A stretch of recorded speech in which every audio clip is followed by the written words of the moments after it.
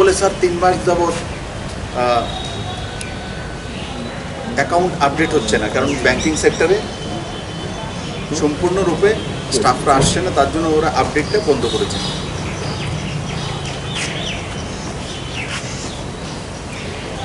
কিন্তু অ্যাকাউন্টে টাকা আসছে। তো কিষাণ সম্মান নিধির মাধ্যমে ত্রিপুরা তো 2,04,000-এর উপর পরিবার লাভান্বিত হয়েছে। 2,04,000-এর উপর।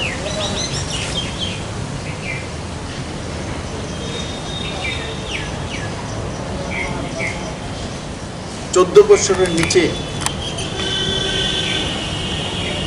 যদি কোনো শিশুকে বলাৎকার বা এই ধরনের কারণে হত্যা করা হয় বা বলাৎকার করা হয়, তার জন্য মৃত্যুদণ্ড। তারও বিরোধিতা করেছিলেন তথাকথিত বুদ্ধিজীবী পার্টির লোকেরা, ও भी মহিলা হয়ে।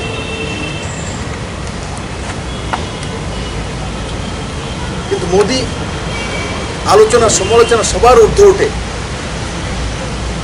সেটাকে লাগু করেছে। 3 সেনা প্রধানের উপরে চিফ অফ ডিফেন্স। আগে কোনো কিছু বুঝলে 3 জনকে ডাকতে হবে, প্রধানমন্ত্রীকে বুঝতে হবে। এখন এই 3 জনকে ডেকে কাজ করার দায়িত্ব একজনকে দেওয়া হচ্ছে। কেন? কম সময়ে যাতে সিদ্ধান্ত নেওয়া যেতে পারে, কম সময়। আর কম সময়ে কিভাবে সিদ্ধান্ত নিতে হয় তার সবচেয়ে বড় প্রমাণ সার্জিক্যাল স্ট্রাইক।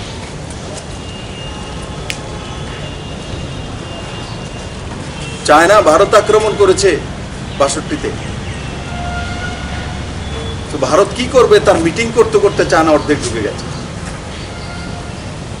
আর এখন এমন সিদ্ধান্ত নরেন্দ্র মোদীর যে পাকিস্তান বা যারা ভারতের দিকে কুদৃষ্টিতে তাকায়, ওনারা চিন্তা করার আগে ভারতীয় সেনাবাহিনী সার্জিক্যাল স্ট্রাইক করে আবার নিজ ভূমিতে চলে আসে। এটা হচ্ছে নরেন্দ্র মোদী। বিদেশ নীতিতে পারদর্শীরা সফলতা।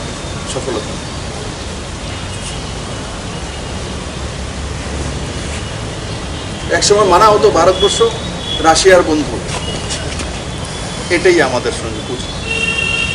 আজকে যেমন একদিকে রাশিয়া রয়েছে, একদিকে আমেরিকাও রয়েছে, ইসরায়েলও রয়েছে, সৌদি আরবও রয়েছে।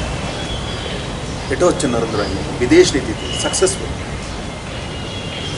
যাদেরকে বলা হতো সাকসেসফুল প্রধানমন্ত্রী, আমি কারোর আলোচনা সমালোচনা করবো না, কিন্তু সত্যি বলবো,